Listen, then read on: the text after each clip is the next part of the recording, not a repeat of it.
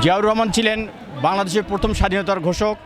তার ঘোষণার মধ্য দিয়ে দেশের সর্বসাধারণ মানুষ জীবনের ভয় না করে স্বাধীনতা যুদ্ধে অংশগ্রহণ করেছিল এবং স্বাধীনতার লাল সূর্য ছিনিয়ে এনেছিলেন।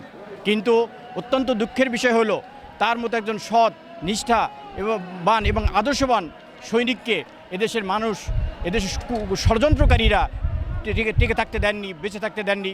তবে তার আদর্শ, তার সততা আজও বিরল দৃষ্টান্ত স্থাপন করেছে বাংলাদেশে, এবং আমরা তাকে আজও শ্রদ্ধার সাথে স্মরণ করি।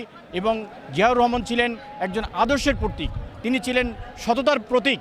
বাংলাদেশের জন্মলগ্ন থেকে আজ পর্যন্ত যত রাজনীতিবিদ এদেশে এসেছেন তার মধ্যে জিয়াউর রহমান ছিলেন একজন নির্লহংকারী লোক। তার কোনো লোভ ছিল না, এবং সম্পদ এবং দলীয়করণ কোনো কিছুতেই তিনি মাথা নত করতেন না। এদেশের সাধারণ মানুষ রাজনৈতিক যে স্বাধীনতা সেটা ফিরে পেয়েছিল, সর্বদলীয় রাজনৈতিক স্বাধীনতা তার মধ্য দিয়ে অর্জন করেছিলেন, এবং গণতন্ত্র পুনরুদ্ধার পেয়েছিলেন জিয়াউর রহমানের হাত ধরে।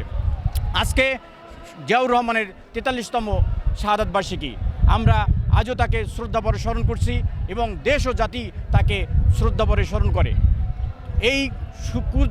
এই ফ্যাসিস্ট সরকার যত ষড়যন্ত্রই করুক না কেন, জিয়াউর রহমানের আদর্শকে এদেশ থেকে কোনোদিনও মুছে ফেলতে পারবে না।